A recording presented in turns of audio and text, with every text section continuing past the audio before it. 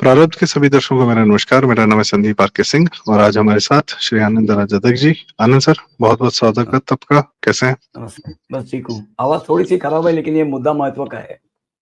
जी जी जी। दर्शकों को दर्शकों, शायद विषय है हमारा। जी दर्शकों को शायद खराब गला पकड़ में आएगा, लेकिन इस पर बोलना जरूरी था, इसलिए ये करना जरूरी है। चलिए, नहीं, आवाज चाहे जैसी ही हो सर, बात बहुत जरूरी है। बात दर्शकों, करनी जरूरी एक है।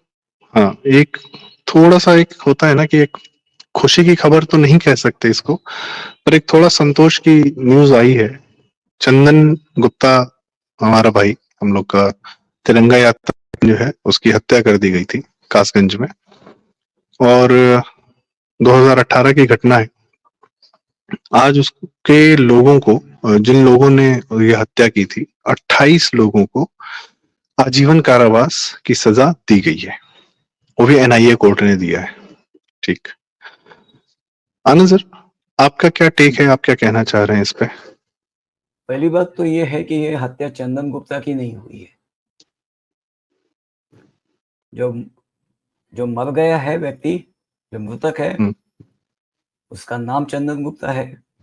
वो हमारा हिंदू भाई है। ये सभी बात अपनी जगह पे है। उसने उन लोगों का सामना करने में जो शौर्य दिखाया, जो धैर्य दिखाया, उसको नमन भी है। ठीक है, लेकिन वो वहां था, इसलिए ये हत्या तिरंगे के विरोध में हिंसा की उपज है। भारत में, कानपुर में तिरंगा मार्च का, तिरंगे का विरोध हुआ। तिरंगा झंडा खींचकर पांव तले रौंदने की कोशिश हुई। तिरंगा झंडा उसको मार के तो उसके हाथ से तिरंगा झंडा छीन कर रौंदा भी गया, लेकिन उसको कहा कि ये झंडा फेंक दे, उसने मना कर दिया। उसको बोला गया पाकिस्तान जिंदाबाद के नारे दे, उसने मना किया तो उसको गोली मार दी गई। चंदन गुप्ता वो व्यक्ति था जिसके साथ ये किया गया। कोई लोग कहते हैं कि चंदन गुप्ता की हत्या हुई, तो उसका टेक अलग होता है। चंदन गुप्ता मारा गया। चंदन गुप्ता की हत्या मतलब उनको चंदन गुप्ता को मारना था, इसलिए उन्होंने मारा, तो वैसी बात नहीं है।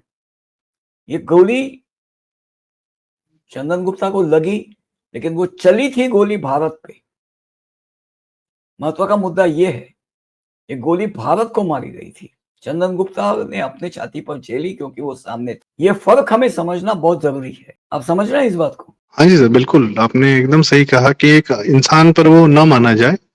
उसको तिरंगा यात्रा पे अगर गोली चली है तो जो भी होता वहां मारा जाता। चलाए तो तिरंगे पे या देश पर था ना। ध्वजवाहक पे गोली चली है। ध्वज का अपमान करना, भारत के ध्वज का अपमान करना उद्देश्य था, और जो ध्वज पकड़े हुए था उस पर गोली चली। उस ध्वजवाहक सैनिक का नाम उस वक्त चंदन गुप्ता था। चंदन गुप्ता ने ध्वज छोड़ा नहीं, उसके लिए उसको तो प्रणाम रहेगा, लेकिन ये गोली चंदन गुप्ता पर नहीं चली है। मतलब चंदन गुप्ता को मारने का कोई प्लान नहीं था, उसकी हत्या नहीं।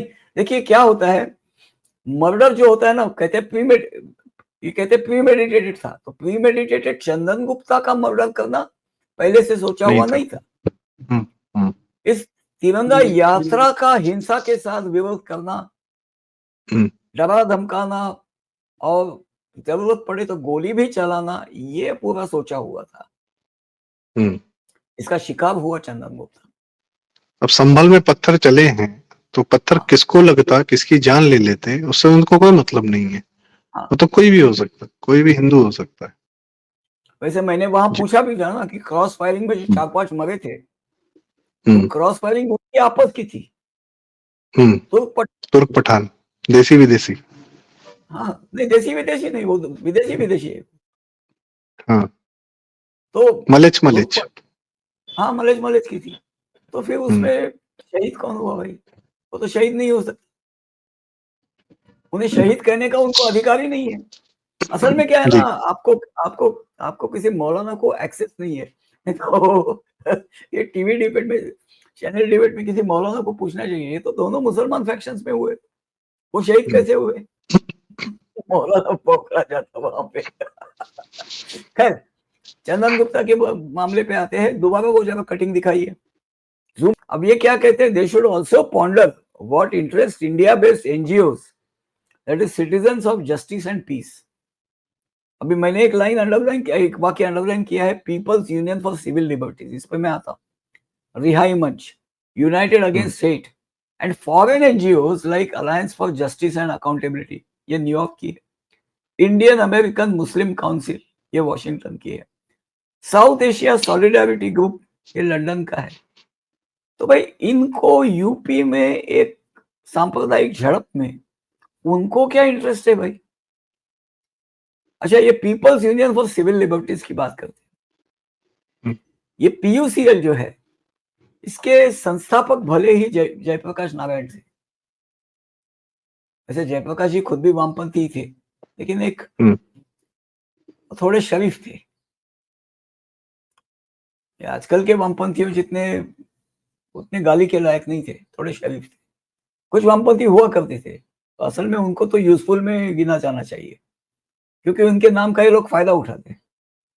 ठीक है, तो फाउंडर थे वो, चले गए कभी के। ठीक है, उसके बाद पीयूसीएल के साथ एक जज भी जुड़े थे, वीएम तारकुंडे, और वो कई सारे ऐसे लिटिगेशन में उनका नाम लिया जाता था। अब पता नहीं, मुझे तो लगता है कि मैं ऐसे लोगों को था उनके जजमेंट को खंगालना चाहिए कि उन्होंने कैसे, मतलब क्या उनका ये रहा था, सोच रहा था। ठीक है, खैर छोड़िए उस बात को, ये बहुत लंबी कौड़ी है। लेकिन वहां ये बात है कि पीयूसीएल वो संस्थान है जिसने नोटा का पीआईएल लगाया।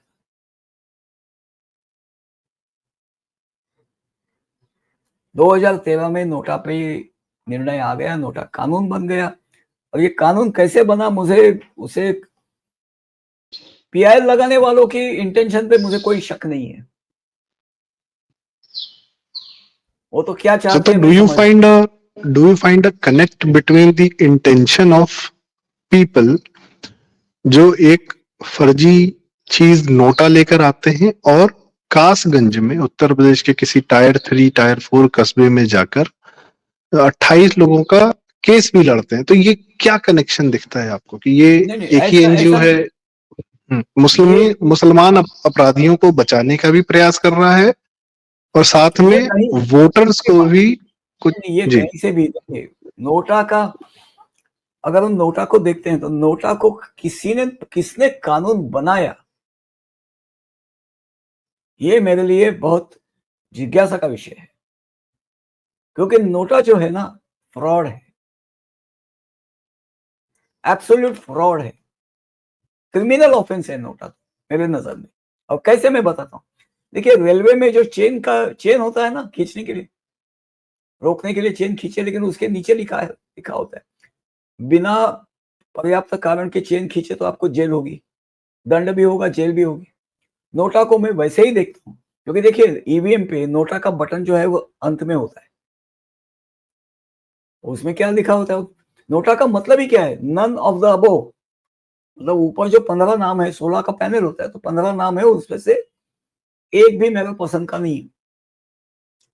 मतलब नोटा का बटन आखिरी होता है, अब 15 से कम हो तो जितने हो उसके आखिरी होता है, लेकिन उसका मतलब क्या होता है, नन ऑफ द अबोव का मतलब क्या होता है? एज अ सिटीजन आपके लिए ये कर्तव्य है, इस बात को समझिए संदीप जी, आपका कर्तव्य होता है कि उसमें ऊपर जितने भी नाम लिखे हैं उन सबके आपको नाम पता होने चाहिए, उनकी पार्टियों का ज्ञान होना चाहिए, और इन सबके घोषणा पत्रों में क्या वादे किए हैं, क्या दावे और वादे किए हैं, इसका भी आपको पता होना चाहिए।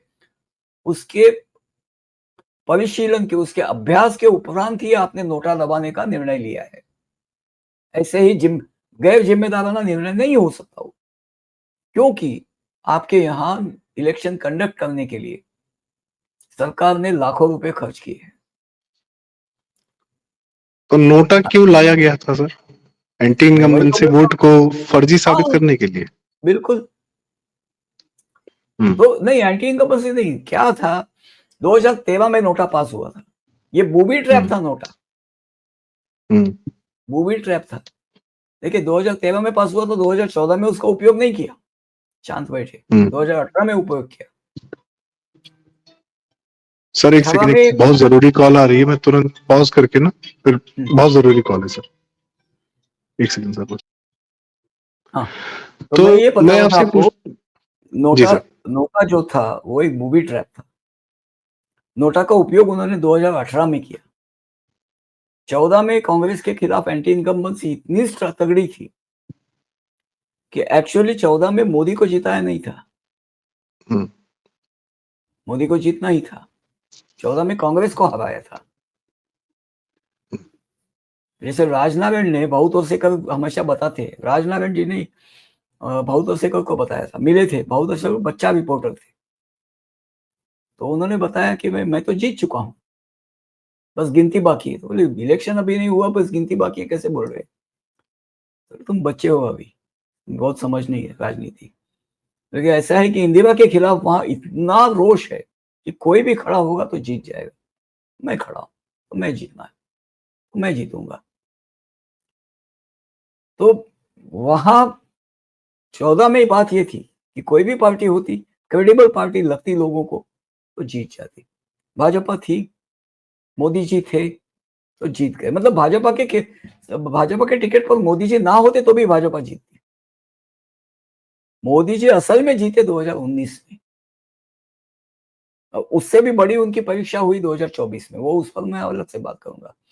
तो 2018 में क्या हुआ कि मध्य प्रदेश, राजस्थान वगैरह के जो चुनाव थे, वहां नोटा का कार्ड खेला गया। अब वहां भी कांग्रेस वालों के मतलब उन्होंने वो मतलब ऐसे लोगों को घुमाया समाज माध्यम में कि जिनकी कांग्रेसी पहचान नहीं थी, और उन्होंने केवल भाजपा के दोषों को निकालना शुरू कर दिया कि ये उन्होंने काम नहीं किया, वो उन्होंने काम नहीं किया। अब वो कामों की मैं गिनती नहीं करूंगा क्योंकि वो काफी विभाजक है। मतलब फर्जी चीजें ऐसी बात कि भाजपा ने हम इनके लिए ये नहीं किया, उनके लिए वो नहीं किया। तो वही समाज में विभेद वाले ही मुद्दे थे, और भाजपा ने कभी भी ऐसी बातें की नहीं थी। लेकिन कह रहे थे कि इन्होंने ये नहीं किया इसलिए नोटा दबाओ, भाजपा को सबक सिखाओ। मतलब बेसिकली नोटा का मिसयूज ही था। आप नन ऑफ द अबव जो है, तो उसमें आप भाजपा को सबक सिखाने के लिए नोटा दबाओ, ये नोटा का बिल्कुल मिसयूज है, फ्रॉड है। आपके यहां करोड़ों का खर्चा करके अगर सरकार ने इलेक्शन करवाया है, तो आपको ये मतलब आपका गुनाह है अगर आप नोटा दबाते हैं। पॉइंट है सर कि अगर कोई नहीं पसंद आ रहा आपको, you have to choose between someone ना, नहीं हवा देखिए, थोड़ी चुन लोगे। नहीं हाँ, नहीं नहीं, यू हैव टू हाँ, देखिए ये बात भी क्या थी। क्लैरिटी दीजिए। नहीं, नोटा का कानून इतना वो फॉल्टी था। बात ये समझ लीजिए कि जिसको सबसे ज्यादा वैलिड वोट्स मिले वो चुन के आ गया। आप अभी कह रहे थे कि 1000 वोट पड़ा, 999 हाँ, लोगों ने 99 नोटा दबाया, और दबाया तो किसी को एक, एक वोट मिलेगा तो वो जीत जाएगा। एग्जैक्टली मतलब वहां ये बात का कोई परवाह नहीं है कि 9,999 वोट नोटा में गए।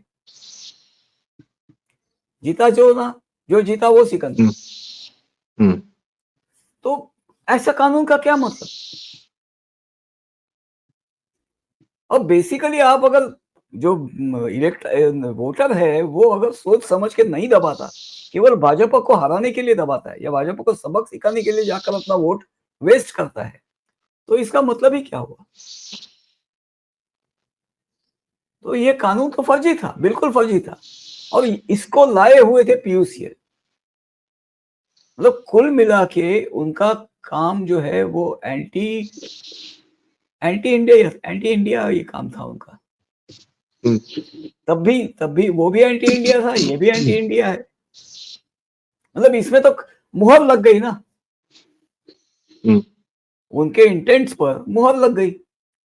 वो कोबाड़ गांधी, वो सुधा भारद्वाज वगैरह, वो तो अर्बन नक्सल्स में पकड़े गए।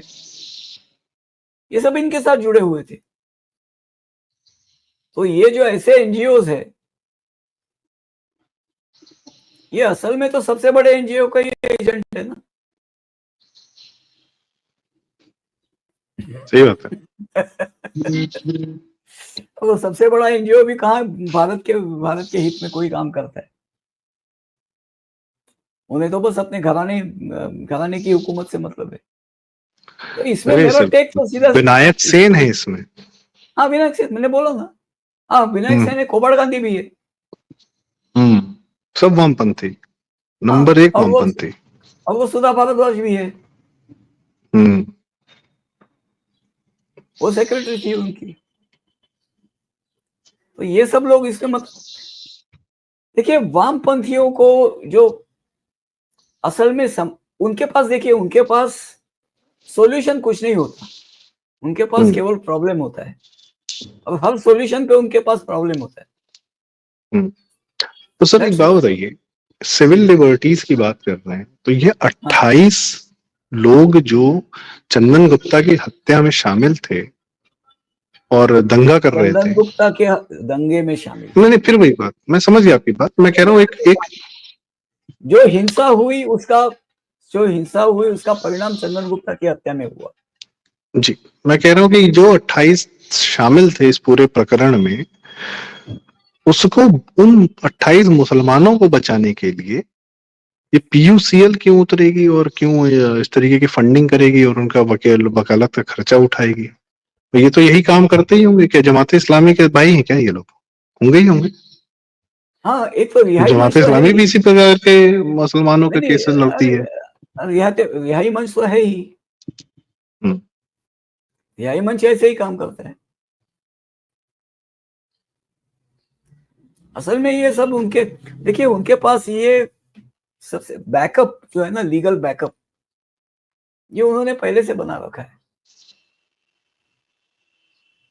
केवल लगता है, बट वो तो सर रिहाई मंच। यूपी गवर्नमेंट का, वो तो यूपी गवर्नमेंट की जो पैरवी है वो इतनी स्ट्रांग रही होगी, यूपी गवर्नमेंट के वकीलों की, तब जाके ये हुआ है, वरना तो ये लोग छोड़ा ले जाते। जैसे केजरीवाल पैरवी नहीं करा था उसमें, जो दिल्ली दंगे में पकड़े गए लोग, राजस्थान में कन्हैया लाल जी की नहीं, हत्या में जो, जब तक अशोक गहलोत सरकार थी तब तक वो दोनों केस भी नहीं शुरू हुआ। जी, मैं तो इसमें नमन करता हूँ जज साहब को कि उन्होंने ये हिम्मत दिखाई। नहीं तो अभी अभी जो एक प्रयागराज में केस चालू है, वहां तो मामला लटका दिया है।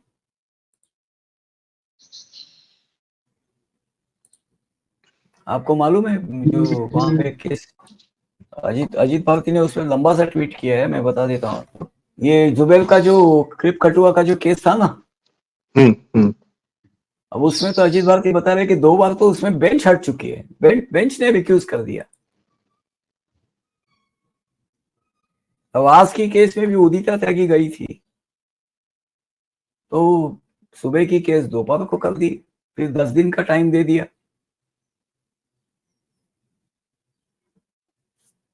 मतलब इस तरह से जो कालहरण होता है,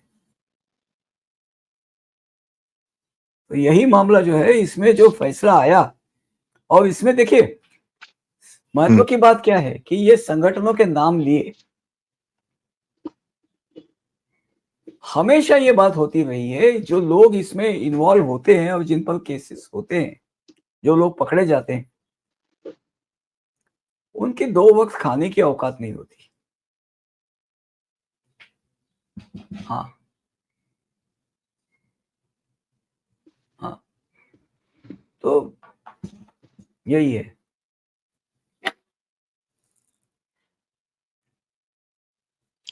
तो देखिए, कुछ बात अलग ही ये चल है रहा कि, हाँ, नहीं, है। देखिए, मुझे क्या कहना है कि ये ऐसे केसेस में जो लोग होते हैं, जो एक्चुअल अभियुक्त होते हैं, उनके तो 2 वक्त खाने के लाले होते हैं।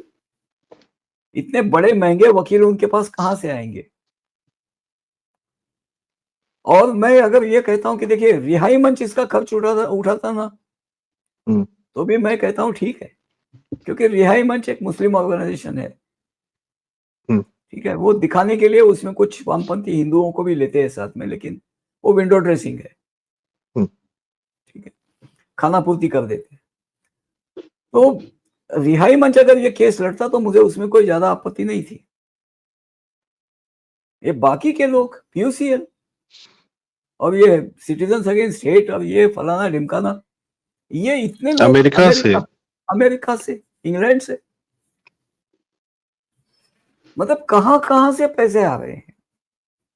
इतने महंगे वकीलों के लिए इनके पास पैसे कहाँ से आ रहे हैं? इनके मतलब इनके वकीलों की जो फीस होती है ना, एक सिंगल अपीयरेंस के फीस से एक एक आदमी के जिंदगी संवर जाए, इतनी फीस ये वकीलों पर खर्चा होती है। और वो भी क्रिमिनल वाले वकील तो और महंगे होते हैं सर।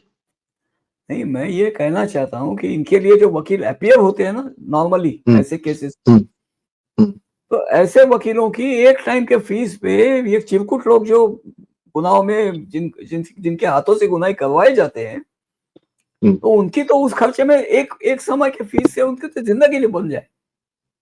हम्म, आप समझ रहे हैं बात को? बिल्कुल तो बिल्कुल। इतना पैसा इनके पास आता कहाँ से? इनकी तो औकात नहीं है। और देखिए बात ये होती है कि इनको ये एश्योरेंस है कि हाँ मेरे लिए ऐसे बड़े वकील खड़े किए जाएंगे।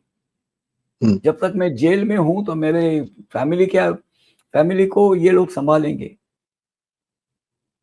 मारा गया तो भी फैमिली का ख्याल रखा जाएगा, डिसेंटली ख्याल रखा जाएगा। मतलब फांसी हो गई तो भी हम्म मेरा सम्मान होगा और फैमिली का डिसेंटली ख्याल रखा जाएगा। और अगर जेल होने के बाद मैं वापस आऊंगा तो मेरा धंधा चालू कर देने के लिए वापस कम्युनिटी सपोर्ट करेगी, ये उनको आश्वस्ति होती है।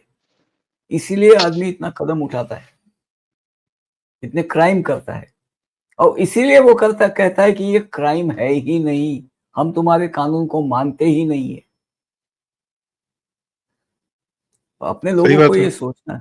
अपने लोगों को ये सोचना है कि अगर ये सब मतलब देश के कानून को धता बताते हैं, कहते हैं कि हमारा कानून, तो जो लोग शरिया शरिया कहते हैं उनको मैं कहता हूं निरे बेवकूफ हो। क्योंकि कम से कम इन कानून का तुम्हें जो थोड़ा सा भी सुरक्षा में तुम्हारे लिए कानून है, वो कानून तुम्हारे हम्म, लिए रहेंगे ही नहीं। शरिया में तुम्हारी कोई औकात नहीं है, एज अ काफिर तुम्हारी कोई औकात नहीं है। तुम्हारी बेटी के साथ कोई रेप करे तो तुम्हारी गवाही काफी नहीं है, आपको 4 मर्द मुसलमान लाने होंगे जो कोर्ट में बोलेंगे कि हाँ हमने इसको रेप करते देखा। और रेप का मतलब है कि अंदर एंट्री करते देखा, पेनिट्रेट करते देखा, केवल सहला रहा था या उसको लिटा कर करने वाला था ये भी नहीं, क्या आपने अंदर घुसा हुआ देखा, ये पूछते हैं। और 4 मर्द मुसलमान आप लाओगे तो वो दूसरे मुसलमान के खिलाफ गवाही देंगे या वो तो कौम बैठी के नदियां गद्दार हो पार? जाएंगे सब। वो तो हाँ तो कौम के बैठी गद्दार हो नदियां, जाएंगे। हाँ तो फिर एक काफिर के लिए मुसलमान के खिलाफ गवाही देंगे, वो भी मना है, वो भी मना है। काफिर के लिए मुसलमान की गवाही मना है, मुसलमान के खिलाफ। वाह।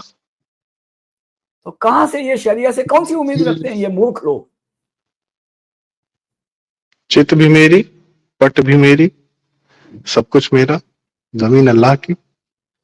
तो दर्शकों, चंदन गुप्ता, खैर एक नाम, एक इंसान जो अब नहीं रहे, पर सर ने जैसा बताया कि उनकी हत्या नहीं हुई थी, हत्या तिरंगे की, देश की करने का प्रयास निरंतर चलता रहता है। वो रास्ते में आ गए, और कोई और होता नहीं तो वो भी जाता। देखिए, तो हाँ उनका कोई और होता। एजेंडा कुछ और है। मैं अंत कर रहा हूँ सर, चंदन आपने चंदन बात की। गुप्ता को हाँ। तो नमन रहेगा, चंदन गुप्ता को तो हम्म, नमन रहेगा, उनके लिए आदर रहेगा। बिल्कुल। हम्म, तो प्रयास था उनका। ऐसे ही गोपाल मिश्रा बहराइच में रहे, और भी बहुत सारे नाम है, कन्हैया लाल भी रहे। तो उनका प्रयास तो निरंतर चल रहा है। हम लोग क्या कर सकते हैं इस पे हम आगे किसी और वीडियो में चर्चा करेंगे। पर यह देखना कि ऐसे लोगों के पीछे कौन खड़े हैं जो इनको शह देते हैं कि जाओ गुंडागर्दी करो, पत्थर चलाओ, गोली चलाओ, और हम देख लेंगे, कोई बात नहीं। इसके पीछे पीयूसीएल जैसे ऑर्गेनाइजेशन, रिहाई मंच जैसे ऑर्गेनाइजेशन है, पूरी एक तंत्र है। इस तंत्र को समझने का भी प्रयास करना है, और इस तंत्र के जैसा स्वयं को बनाने का भी प्रयास करना है। उस पर हम आगे चर्चा करेंगे कि हमारा समाधान क्या है। समस्या पे तो बात होगी, समाधान क्या है। तो आनंद सर, बहुत बहुत धन्यवाद, आज आपने समय दिया और इस विषय पे हम लोग का ध्यान आकर्षित किया, क्योंकि बहुत ज्यादा मैं देख नहीं रहा हूँ कोई बात कर रहा है इसमें, पर बहुत जरूरी बात थी कि कोर्ट ने तो फैसला दे दिया, समाज कब चेतेगा। और जब तक समाज नहीं चेतेगा तब तक ये हो सकता है कि इक्का दुक्का बार कोर्ट से फैसले आ जाएं। कई स्टेट्स में कोर्ट से फैसले नहीं आते हैं। पालघर के साधुओं का हत्या हो गई, कोई फैसला नहीं। कन्हैया लाल जी की हत्या हो गई, कोई फैसला नहीं। चल ही रहे हैं सारे मामले। कोर्ट्स तो एक, अब मुझे लगता है कि judiciary is the first refuge of all scoundrels. कि जो अजीत भारती वाला आपने बताया कि क्लिप कटुए को भी जो है बाकायदा छुट्टी दी जा रही है, आराम से एंजॉय कर रहा है। अतुल अतुल सुभाष का केस आया था, वो रीता कौशिक मैडम का भी कुछ नहीं हुआ। तो समाधान क्या है देखा जाएगा, देखते हैं जुडिशियल रिफॉर्म्स कब आते हैं। तो धन्यवाद सर, आनंद सर, आपने इस विषय पर हम सबका ध्यान आकर्षित किया और जरूरी बात की, काम की बात की।